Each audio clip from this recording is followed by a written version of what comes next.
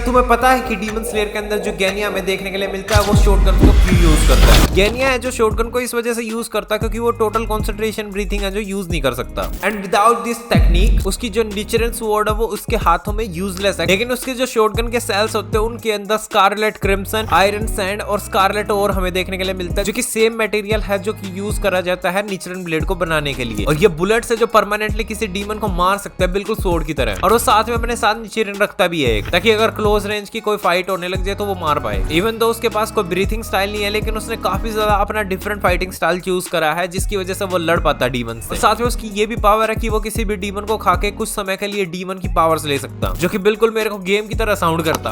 तुम लोग देख रहे थे